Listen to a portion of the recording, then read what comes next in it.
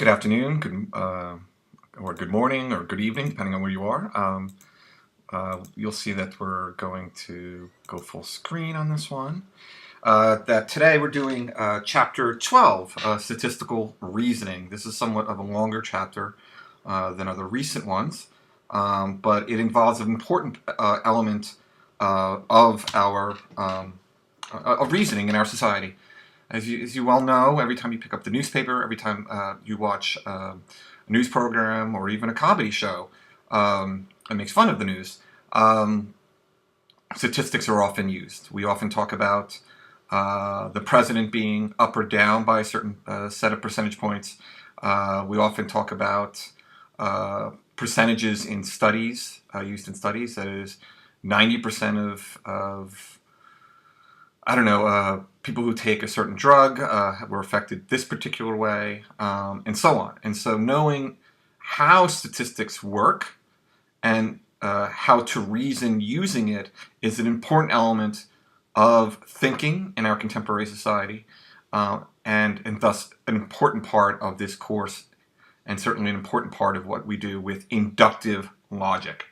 So with statistics, we take a sample of people, places, things, etc., and we attempt to induct conclusions or generalizations based upon them. So statistical reasoning is itself a form of generalization. Okay? So for example, if we find that 70% of people with depression taking a certain medication find benefits from it that far outweigh any negative side effects, you can bet that that drug will be brought to market in order to help people with depression. If, however, we also find, as is often the case, that 70% of people, 70 to 80% of people with depression are helped by so-called talk therapy, that is, meeting with a therapist, not taking medication, but doing either cognitive behavioral therapy or other forms of talk therapy, that they are equally improved by it, then many people who do not wish the side effects of that medication may opt for that. And so knowing how statistics work, knowing what sample sizes are, knowing the margin of error, for example, in polls is extremely important. So I think this is one of the most important chapters we're taking. For those who are mathophobes, that is afraid of math and mathematics, much of this is like the philosophy of statistics. How do I read statistics? How do I read bar charts? How do I do this and that? Rather than actually performing the mathematics itself, okay? You will see this, okay? But again, I think this is an extremely important chapter, and you'll see how we get there, okay? So let's go through our samples. So chapter addresses 5 issues that bear on arguments that based on statistics. Okay, so remember, statistics are always part of an argument, right? For example, the president is up 5 points in a recent poll and is therefore more popular, supposedly. Whether you believe that or not, what if you find out the margin of error, though, is 6 to 7%, or the sample size was quite small, or a biased one, 5 friends who happen to watch Fox News, which tends to be more conservative, and so on, then you might say, well, that statistic isn't an accurate reflection of the American people at large, and so on. Okay, it's not to say it's wrong that he should or shouldn't be more popular. It's just to say that we don't want to make generalizations on biased statistics. Okay, so samples. Okay. An inductive generalization proceeds from knowledge of the sample to a conclusion about a larger group or population from which the sample was drawn. So, for example, for my earlier, to use my earlier example, in drug trials, they will take a certain sample. They will take 2 sets of populations. The first population will be people taking the medication, and the other set taking what is called a placebo, that is a fake medication, and then seeing what the differences are after a certain amount of time. And this is the way that medical trials are run. And so if they find that there is no difference statistically among the 2 different populations, that they know the drug is not effective. However, if they find that the drug has a statistically significant improvement over those helped by not taking the medication at all, then they know that it is a good, at least a good medication, and one that may draw them into further research on that medication. Okay, so it's always about a generalization. Why a generalization? Because the generalization is made from that sample of people taking that medication to everyone in the market who would take that medication. Say a large group of people who have depression or other kinds of mental or physical diseases. If the sample is not representative, though, of the population, then the sample is said to be biased, and the generalization will be defective, and that's extremely important. Okay? What we're looking for is a representative sample, and that is becoming more and more difficult, especially for pollsters. So they use a combination now of online, cell phone, and landline means of getting to people, but very few people now answer telephone polls. And so the question is, how much does that skew the results of those polls? Okay. How easy is it for now for pollsters to get a representative sample of the American people? Okay. Giving a little bit of... So one reason why a sample might be biased is that it was not randomly selected. Okay. So let's see if we can answer these questions that relate to the sample, the notion of a biased sample. So suppose that a quality assurance specialist removed every 100th light bulb from a conveyor belt to check for defects. Would the sample be randomly selected? Yes or no? Well, in some sense, it is random, right?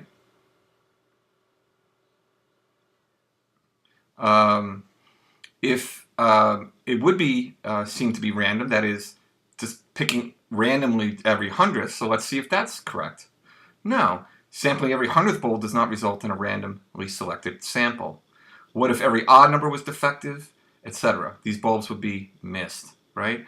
So what we need is randomly selected ones, that is, not every 100th. So it could be that, let's say, there's a defect that every second light bulb, maybe the odd number ones are defective. So to be random has to be literally random. A random sample. So it might be the case that a defect in the machine that manufactured the bulb caused a flaw to occur in every 13th bulb, or every odd number bulb, and a sampling every 100th would miss these. I think that's quite clear what random means, right? And so you have to find a way to take randomly those bulbs. And so there are various ways that statisticians use, or scientists use, and others use to do that, to pick at random, right? They may have a computer program that simply gives them a random set of numbers, and they use those numbers to take out the first, 15th, 18th, 20th, 24th, whatever, numbered bulbs, right? Random set of numbers. At least that was my attempt to say it was random. So suppose the conveyor belt stirred up dust particles that caused the specialist to sneeze, and every time he sneezed, he removed the bulb from the belt. Would the sample be randomly selected? No.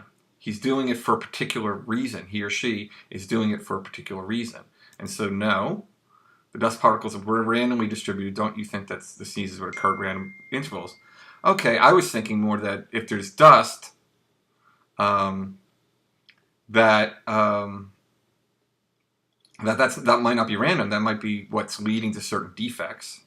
But let's see what they say. If I put yes, at least the sample would be more or less random. This procedure would result in even-numbered and odd-numbered bulbs.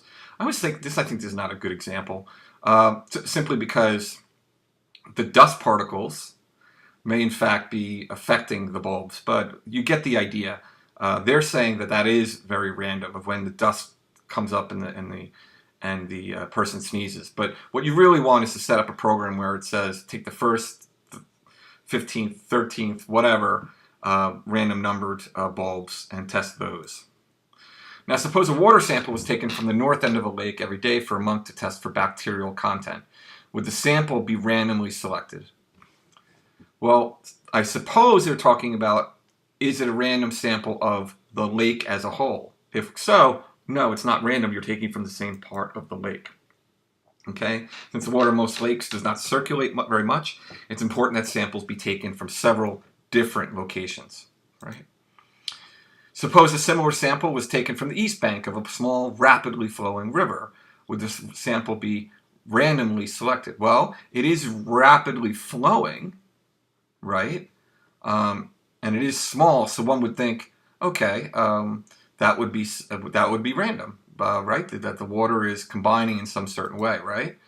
And indeed, it is. That is, a very rapidly flowing river is moving the water around, and therefore you're getting more or less random forms of the water. Suppose every 10th adult crossing a busy intersection in downtown San Francisco were asked about his or her intended vote for governor. Would the responses be representative of the whole state? Well, again, we see that it's every 10th adult crossing a busy intersection.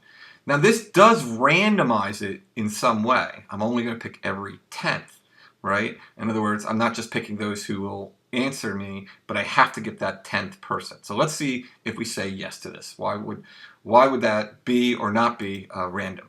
No. Don't you think the voters in San Francisco might be more liberal than the average California voter, right? So that's the problem. Oh, sorry, intended to vote for governor. Would it be representative of the whole state? No, it would not be. So San Francisco tends to be a more liberal city, and so therefore, no, what you're looking for in a random sample of the whole state is a random sample across the whole state. So suppose a surveyor made 1,000 random phone calls, right?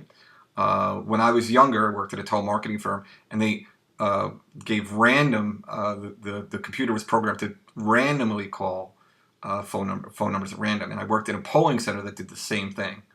The calls were made at random. From 9 to 5 on weekdays to inquire about possible objections to raising the Social Security tax. Would the sample be randomly selected? Well, just looking at this, no. Who tends to be home from 9 to 5? Those on Social Security, namely the retired. And so therefore, no, this would not be a random sample, right? The people that we're surveying would be either unemployed or perhaps retired, or, nowadays more and more working from home. But they would tend to care more about the Social Security tax. That is, these are people who are retired would be more likely perhaps to object to an increase in the Social Security tax. Okay, so we want to get randomness. So let's now consider some of the psychological factors that can affect the survey involving human subjects. Suppose 1,000 married individuals, selected at random again, okay, so we're taking that as a presumption, were asked the company of their spouse whether sexual fidelity was important to them. Could these responses be trusted? No. Would you answer honestly about this in front of your spouse? You may or may not, right? Every person who cared nothing about sexual fidelity would probably not admit it right in front of his or her spouse. You wouldn't say in front of your spouse, actually, I think cheating is just fine, right? Because that would lead your spouse not to trust you, okay? So that's one particular reason for bias can be introduced into a sample. Suppose 1,000 voters selected at random, taking a drink, were asked this question: do you support school vouchers to enhance freedom of choice in education? Could the responses be trusted? Well, they are selected at random. The question doesn't, but there is a problem here, which is the question itself. Notice it's a very loaded question. Do you support school vouchers to enhance freedom of choice in education? Right? But does that enhance freedom of choice in education? Well, let's for the moment just say no. Right? The phrasing itself creates a bias favoring a yes answer. It's not a neutral way of asking the question. And pollsters spend a lot of time trying to figure out how to phrase a question. So, for example, just on a very hot button topic, namely abortion, we know that the percentage of those who say they are, try to be neutral, but it's hard to find a neutral phrasing, but that those who support the ability to legally get this procedure that the percentages can change by up to 10%, whether you phrase that in terms of being pro-choice or whether you label it abortion, right? That given procedure, okay? And even calling a procedure, some of you will go, it's not just a procedure because, et cetera. So it's very difficult to ask questions about hot button issues that themselves are not loaded. And pollsters spend a lot of time, I can tell you, having worked in a polling center and as an undergraduate, that a lot of time was spent on just how we ask these questions. Another notorious one is questions about race. Those questions are very difficult. People do not want to say, if you ask, pollsters spend a lot of time trying to figure out if people are in fact more or less racist than in the past. It's obviously an important question in our society. And so, but if you ask somebody directly, are you racist? They're almost always going to say no. Even a member of the KKK would say, no, I'm not racist. I just think that different races have different qualities or something like that. But there are other ways around it. You might ask, ways of asking that question would be, to get at it would be, do you believe that there should be intermarriage between people of different races? And people who say no to that are, of course, judging the ability to marry on the basis of race, and therefore would be considered racist by most definitions. So now moving off of those charged examples, suppose 100 doctors, but they get into the whole problem of being able to get the question right so that the responses can be more or less random. Okay. Now suppose 100 doctors randomly selected asked their smoking patients whether they were cutting down on their smoking. Could the responses be trusted? Okay. No. They'll want to tell their doctors they're doing the right thing, that they're being healthy, they're cutting down, and so on. Okay. People like to please others. Okay. Suppose 1,000 adults randomly selected were asked whether their partner or partners considered them to be good lovers. Could the responses be trusted? Well, in general, no. This is a difficult question to ask. They are chosen at random, but I would suggest that most people think that they are good lovers, right? They wouldn't admit to anyone that they're a bad lover, right? So even talking to somebody over the phone that you don't even know, you want their approval. Okay, so you might have to ask them something different. Do you? And I don't want to get into fraud areas here, but as a professor, but you might ask questions that would relate to or give up the fact that somebody might be a bad lover, right? And ask those kind of questions instead of the direct question: do you think your partner thinks you're a good or bad lover? You might ask, whatever somebody might think is. I'm trying to talk my way out of this one. But whatever marker might be for being a good or bad lover would be an indirect way of getting an answer to that question. So now suppose 100 doctors randomly selected gave their patients a new medicine that the patients were told would cure even the worst headache. Could the subsequent reports from the patients be trusted? Right? 100 doctors randomly selected gave their patients a new medicine that the patients were told would cure even the worst headache. Could the subsequent reports from the patients be trusted? Well, they're told it would cure even the worst headache. Could the responses, would they want to please their doctors?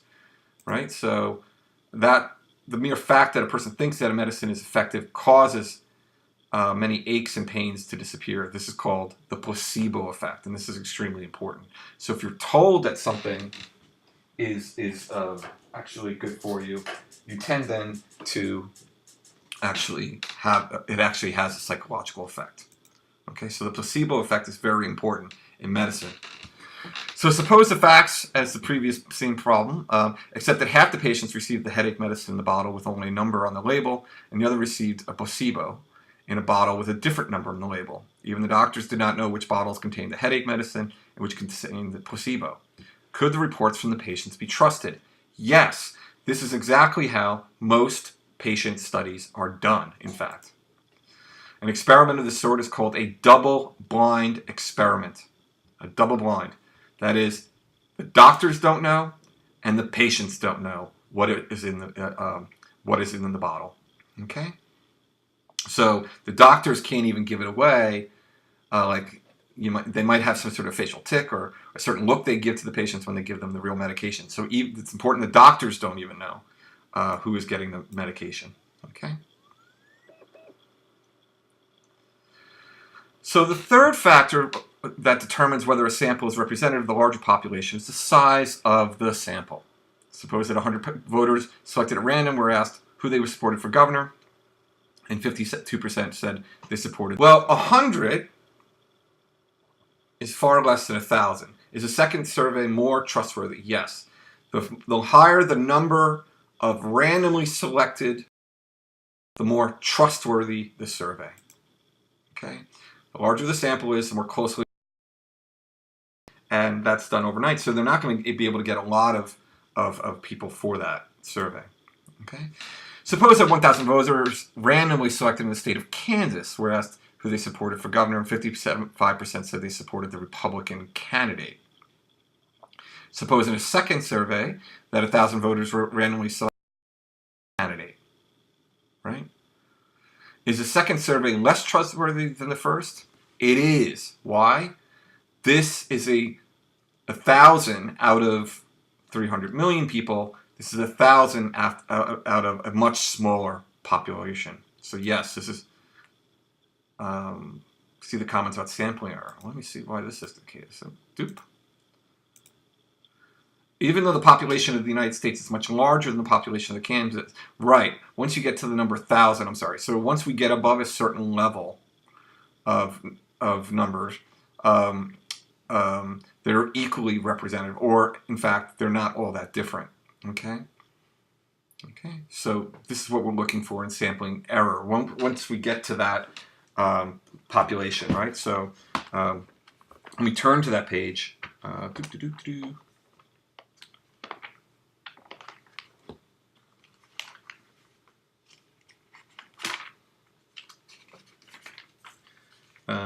Random sample.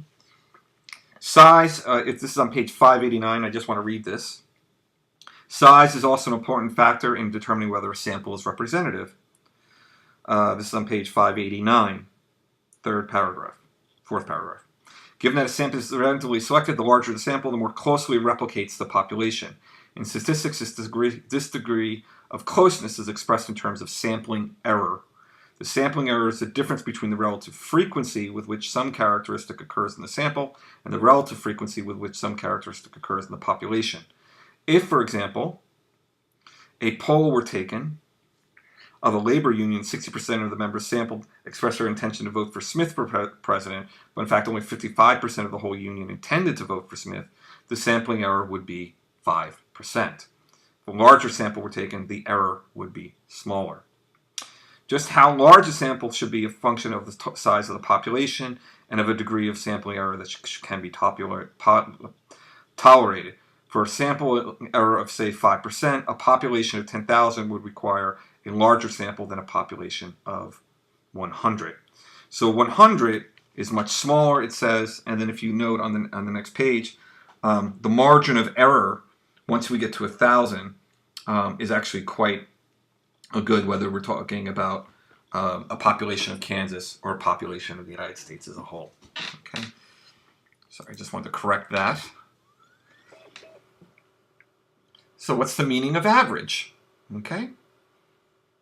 Average is used in three senses: mean, median, and mode. And we're going to define each term. The notion of average, as you use it in most in mathematics, is equal to the word mean. The mean value of a set of data is the numerical average.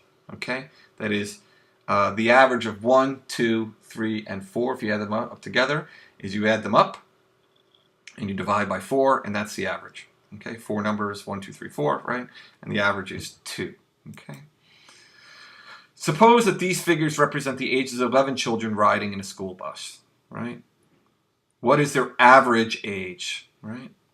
So I'm not sure why they're. So we have 2 kids who are 2, 3 kids who are 3, 4-year-old, a 5-year-old, 2 6-year-olds, an 8-year-old, and a 13-year-old. Well, we add them all up. These are 11 kids. The average age is 5. Okay? All right. But the median age is the age that has an equal number of figures above it as below it. Okay? So you can see that 4 has 5 figures to the left and 5 figures to the right. So the median age is 4. This is actually kind of more important, and we use this often for, we don't talk about the median, the average income of people often in the United States or a particular area. We talk about median income. And the reason we do that is because of this. If we were, say, in a class and I wanted to know the median range if I wanted to know what is the typical student like at this university, right? And let's say I bring, let's say I get a random sample of students at the university and I ask them their income. Well, if I just did an average of that, well, one student who was a billionaire would throw it widely off and might give the idea that the average student that the average salary of $500,000 is the typical student. But what we're looking for is what's the typical salary, and there we might find that that's where we look for the median, and we find it's actually quite low. That most students are in the range of only getting a few. Earning a few $1,000s perhaps a year to help support themselves. The modal age is the age that occurs most frequently. You could see that there are more children age 3 than any other age, so this is the modal age. So that's the mode, right? So mean, median, and mode. Hopefully you understand the distinction. Average, we add them all up. Then we divide by the number of the different numbers. For median, we go by the number in the middle, exactly in the middle, with the same number above and the same number below. And for the mode, we ask what occurs the most. Okay? And these are different ways of saying, what is the typical age of somebody on this bus? Right? There are 3 different ways of answering that: mean, median, mode. So let's now work a practice problem involving these 3 senses of average, or what is typical. Suppose we have a second bus that has 6 children having these ages, 1, 2, 4, 6, 9, and 14. What is the mean age of the group? So 1 plus 2 is 3, this is 7, 13, 22. 22 plus 14 is 36. 36 divided by 1, 2, 3, 4, 5, 6. 36 divided by 6 is 6. So that's the average. Okay. Suppose the third bus has 9 children having these. What is the median age? Okay, that is median meaning the middle. So in medias res means in the middle of things. It's from the Latin, means to be in the middle. So therefore we're looking for the same number above as below. So we have 1, 2, 3, 4 here, 1, 2, 3, 4 on the right. So the median, that is the one that's right in the middle, is 5 as well. So the average and the median, the mean and the median are exactly the same of 5. No, wait, the other one was 6. So what's the modal? Well, modal means which occurs the most. Obviously 7 does, right? So 7 is the age that occurs most frequently. Now we're going to talk about dispersion. Dispersion refers to how to spread out the data are in regard to the numerical value. Okay? So, for example, if we were to go back to our salary example or income example, it could be there's a wide dispersion at this university between what students earn. Some students earn nothing, and yet some students are children employed by wealthy parents and get paid quite a high sum, right? Or it could be that all the students at the university chose this university based upon them having very little income and the ability to pay for their bills, while wealthier students tended to go to other universities in the area if they wanted to go in the area. Okay, that would lead to less dispersion and income. Okay, so dispersion is just like it sounds. How dispersed is it? How wide is the range? Okay, 3 measures of dispersion are range, variance, and what's called standard deviation. Do not be scared off by these terms. Range, variance, and standard deviation. Suppose you have a 6-year-old child who's anticipating a long bus ride, and you want to ensure that there are other children on the bus the same age as your child. If the driver tells you that the mean and median age of the 8 children on the bus is 6, that tells you very little. Okay? Suppose that the age of the children are distributed like this, right? A very sort of wide dispersion. They go between 3 and 9. Now the mean and median is 6, and the mode is split between 3 and 9. But there are no 6-year-olds at all on the bus, right? So if you want your kid on the bus with somebody their age, maybe the older kids would bully them, or maybe your kid would bully the younger kids, I don't know. But either way, that doesn't tell you much.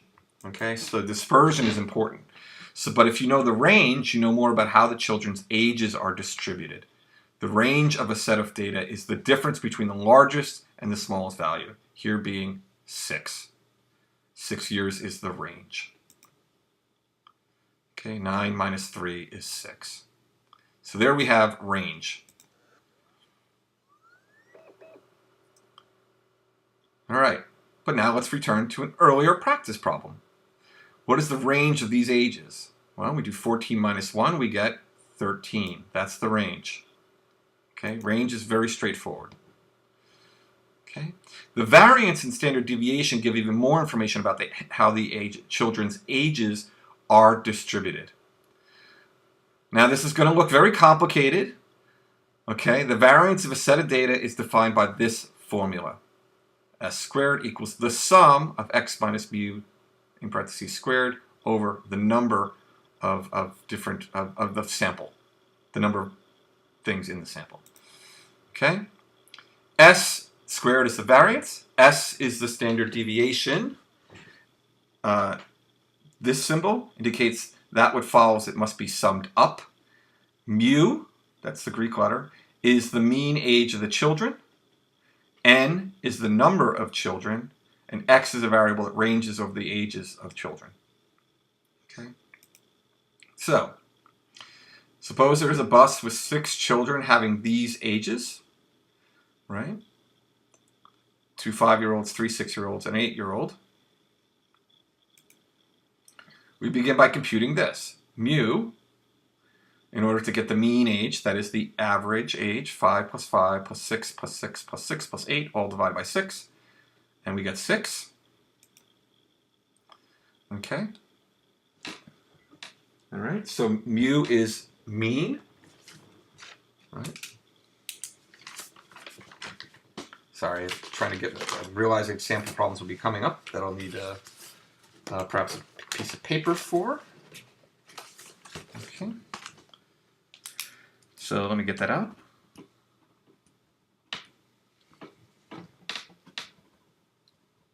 Okay. So next we enter the ages of, oh wow, we moved quite, let me move back, sorry. We did that, we did that. We get the mu equals 6. Next, we enter the ages of the children under X in this table, 5, 5, 6, 6, 6, 6, 8, right?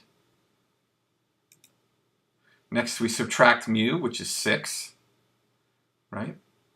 From the values of X and enter that in the column, right? So 5 minus 6 is negative 1, 5 minus 6 is negative 1, 6 minus 0 is 0, 6 minus 6 is 0, 6 minus 6 is 0, 8 minus 8 is 2. Okay. Then we sum this all, then we square it, right? We sum it all up and we square it. So let's see what happens next. Next, we square the figures in the second column and write the result. Negative 1 times negative 1. Sorry to go to back to regular mathematics, but negative 1 times negative 1, a negative times a negative makes a positive. Negative 1 times negative 1 is 1. Negative 1 times negative 1 is 1. So in this column, you'll always have a positive number. 0 times 0 is 0. 0 times 0 is 0. 0 times 0 is 0. 2 times 2 is 4. So squared, just for those of you scared of mathematics, this is very straightforward. I'm not going to hit this for a while. I want to explain what this all means. X is the different numbers in the data set. Okay, now this could get very complicated. You could have a large sample, but thankfully we're just on a small school bus here, right, of 5, 6, and 8-year-olds. We take each piece of data and put it down in numerical order. We subtract the mean or the average, which is 6. We put that there. We then square it, right? And so -1 times, and to square something is to times it by itself. -1 times -1 is 1, -1 times -1 is 1, and so on. 2 times 2 is 4. All right, so just to review basic concepts there. I know this looks difficult. Do not give up in case you have a math phobia, okay? So when we total this up, we get 1 plus 1 plus 4 is 6. So the sum of that equals 6. So next, we substitute this value, 6, into the equation for the variance. And so 6 divided by 6 equals 1. That's the variance. 6, this was the number we were getting before. N is the number of kids on the bus, the number of data points we have. So S squared, the variance, equals 1. Okay. Finally, to obtain the last step, the standard deviation, we take the square root of the variance. And again, sorry to do this to you, but you can do this on any calculator, or you can just put this into Google if you have problems doing square roots, right? You just type in square root of 1. Literally, type out square root. You don't need to find the symbol. And the square root of 1 is 1, right? What times itself gives you 1? 1. What is the square root of 4? 2. 2 times 2 is 4, right? What's the square root of 9? 3 times 3 is 9, right? And so on. So just to remind you what a square root means, you ask what times itself would give me the number inside the square root symbol, okay? So the standard deviation is 1, and that's, rather than variance, is actually used more frequently. Okay. So now let's do a practice and problem involving variance and standard deviation. Okay. What is the mean age? We need that for the mu symbol, right? Mu looks like an M, so think of mu for mean, right? We have 3, 3, 9, 14, 21, 28, 35, right? So I put down 35. And then how many numbers do we have? How many children do we have? 3, 4, 5, 6, 7. So 35 divided by 7 is what? 5, right? 5 times 7 is 35, is the mean age, okay? So again, all I did was add them all up, then divided by the number of different children in order to get the mean. To compute the variance and standard deviation, you begin by entering the ages of the children in this table. It's being done for us, right? So we take 3, 3, 3, 5, 7, 7, 7. We go in order from least to most. Although you don't have to, you can just do it in the order you find it. It doesn't really change the outcome. And so the average we found was 5, so we're going to do 3 minus 5 for this column. Next, we could compute this column, and we click if we click your mouse button in the 7 areas in this column to enter the correct values. When you're finished, hit submit. So 3 minus 5 is minus 2. 3 minus 5 is minus 2. 3 minus 5 is minus 2. 5 minus 5 is 0. 7 minus 5 is 2. 7 minus 5 is 2. 7 minus 5 is 2. Okay, so let's submit that. All right, don't think I've made any mistake. Yay, good job for me. All right, hopefully you're following along here. Now we're going to have to square it. Okay, -2 times -2 is 4. -2 times -2 is 4. -2 times -2 is 4.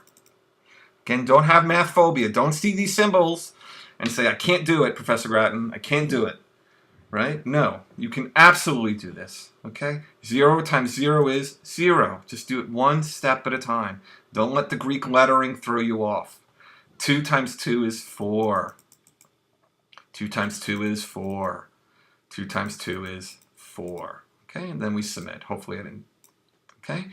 Okay, good. And we submit. We do a good job. Yay! And next, we sum up the values in this third column. 4 plus 4 plus 4 plus 4 plus 4 plus 4. Okay? And so what does that equal? 4 plus 4 is 8, 12, 16, 20, 24. So that's the sum. This just means sum. What is the sum of x minus mu squared? Okay, what is this total sum of this column? Okay? Now we get to the variance. All right? 24 divided by 7. Okay? It turns out I'll need my calculator, right? So let me get that out on my iPhone.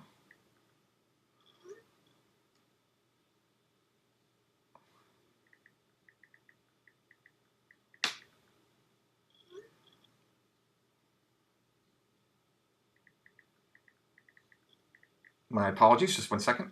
All right, calculator. Boom. Okay, so what we want to do is 24 divided by 7 is 3.428, which rounds up to 3.43. Okay, just want to make sure it wasn't 3.57.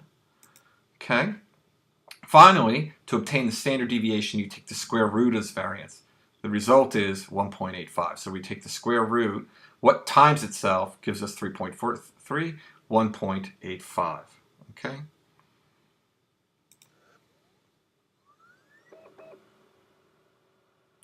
Let's work one more practice problem of this sort.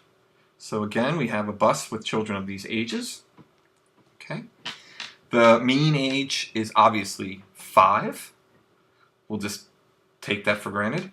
Enter the values in the second column of the table, and when you finish, click the submit button. So, again, this is 4 minus the mean, which is 5. 4 minus 5 is negative 1.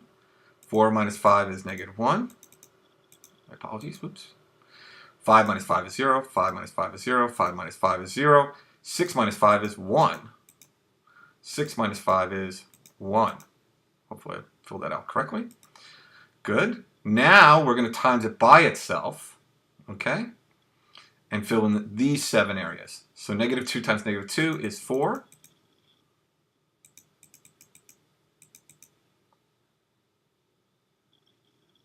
Negative 2 times negative 2 is 4. Why isn't it allowing me to do that? Okay, let me see if it allows it. Well, this is going to be a problem. So we're just going to do this for that. 0 times 0 is 0. It's just not allowing me. Don't understand. Okay, so we'll just click submit because it's broken. One of the numbers you entered, recheck your work. Got it. Okay. We're just going to go to the next one. Negative 2 times negative 2. Don't worry, I'm not wrong on this one. Is positive 4. Negative 2 times negative 2 is positive 4, but I can't get it to do that. In fact, it doesn't even give me, it only goes up to 3. If it went up to 4, right, then I'd be fine, but it's just not doing it. Okay, and therefore we're not going to be able to, we're just going to go past this. The sum, see, is you get negative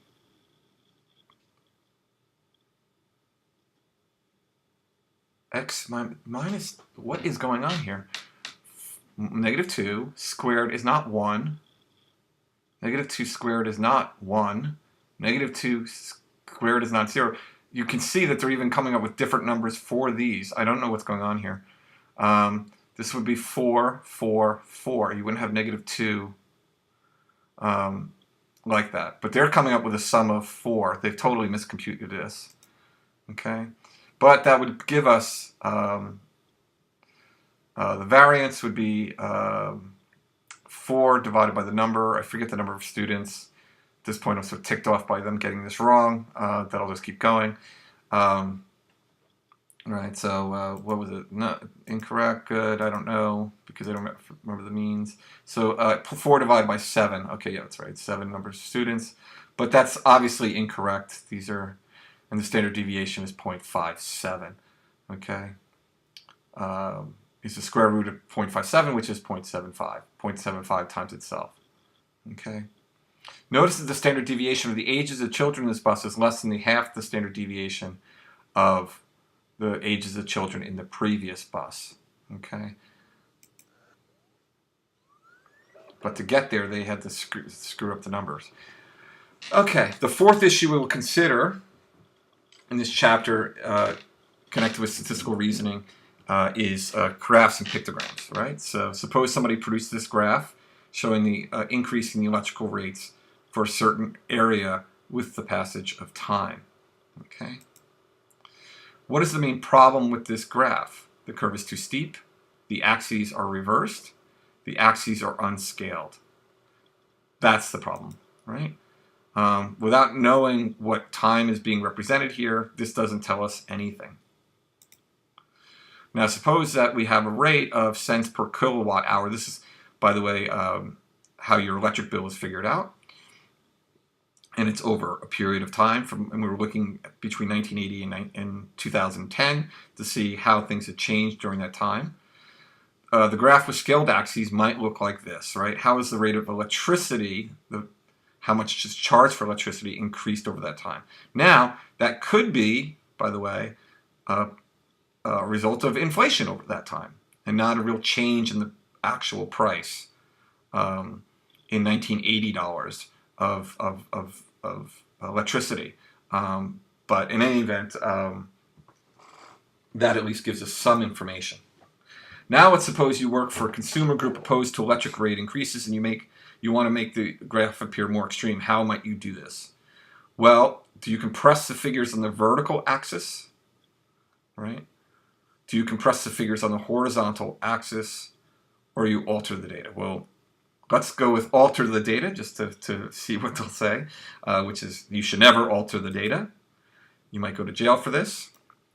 What if we compress the figures on the horizontal axis? That would make it seem like it's going up much faster than it is, right? So if you start doing this, I always think of you guys having a video of me doing this, but if you just crunch this line closer, you could see that this line would go up much quicker, right? Okay. And they don't tell you why, but I'll tell you why. It makes it look like it goes much quicker upwards, okay? See, like that, okay? Suppose you want to make the rate increases look even more extreme. How you might do this? Chop off the bottom of the graph. Well, let's just use, let's just click this for fun. You chop off the bottom of the graph, right? The graph with the chopped off bottom looks like this, right? Boom, right? Next, right? On the other hand, let's suppose you work for the electrical company and you want to make the graph look less extreme, right? The electric company wants to increase the rates. You compress the figures on the vertical axis, right? You expand the figures on the vertical axis, or you chop off the bottom of the graph. Well, we saw that chopping off the bottom of the graph didn't help us very much. So we compress the figures on, we expand the figures. Like we make this harder so it doesn't look like, it'll look more like a curve going like this. So if we move these up and out, it looks like this.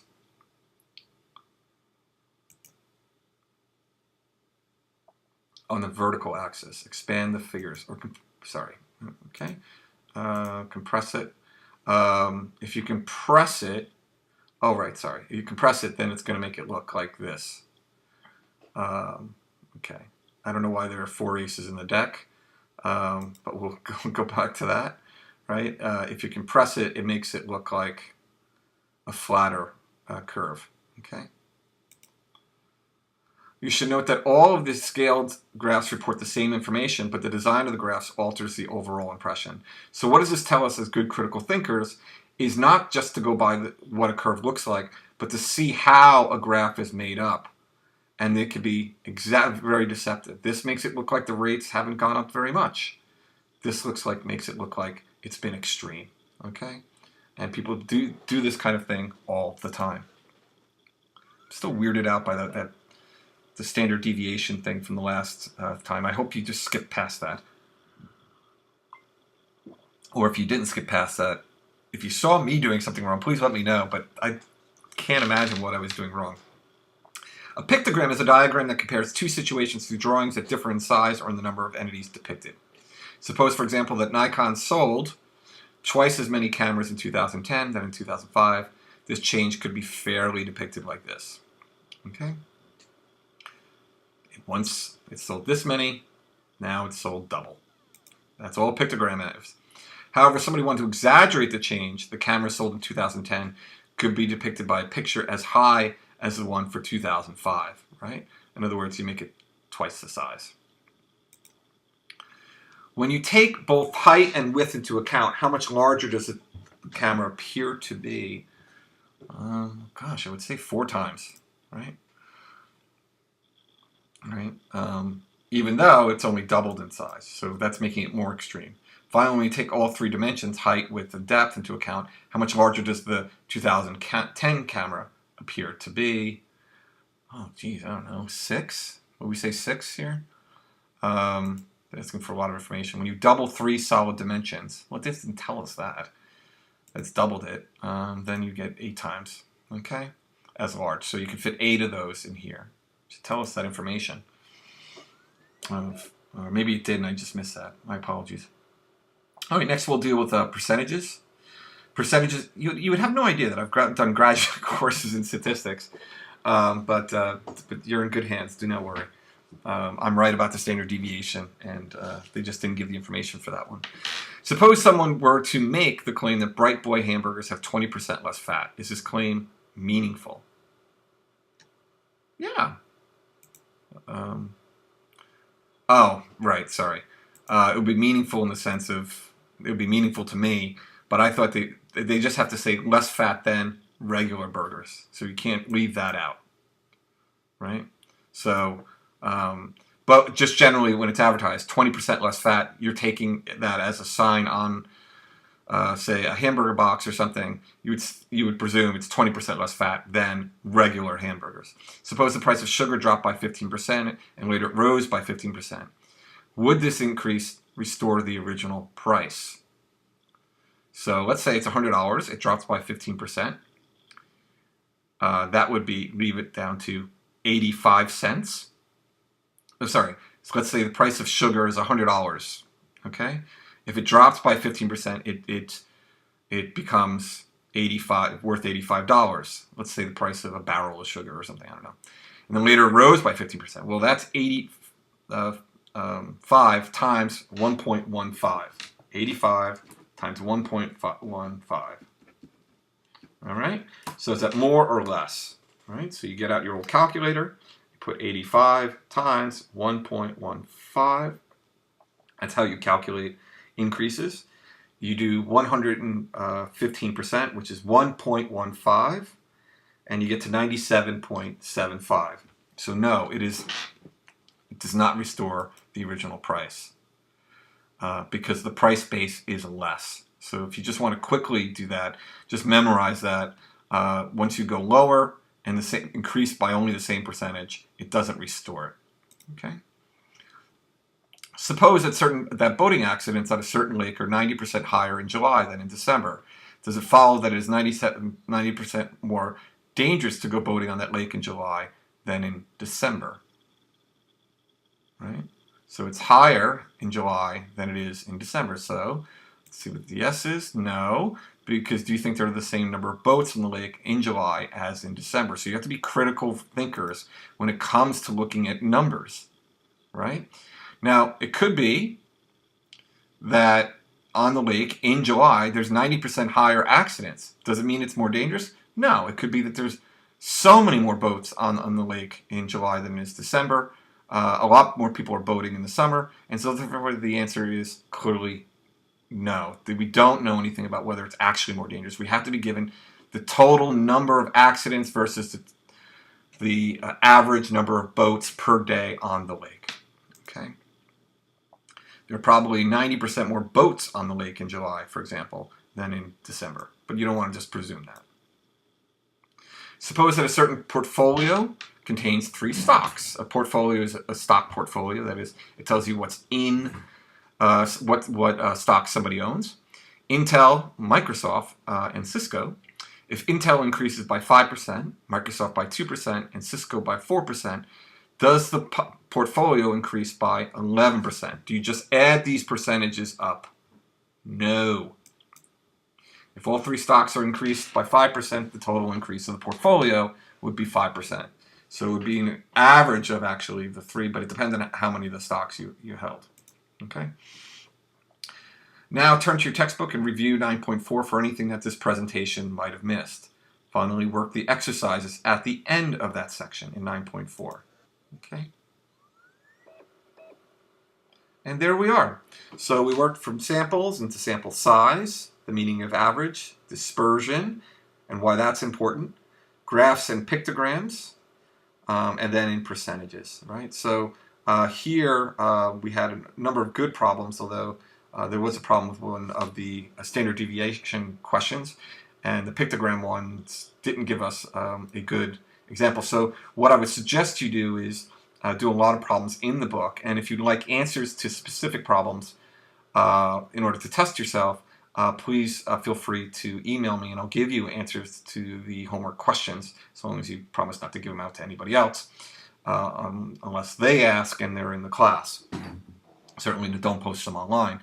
You can also visit me online, virtually, or in my office hours if you have any problems or fears once you see any of this mathematics. But I thank you for your time, and I think hopefully you see I can't really, when I'm going through problems, tell you the logic of why I chose this chapter and said why it's important, but hopefully you see why it's important.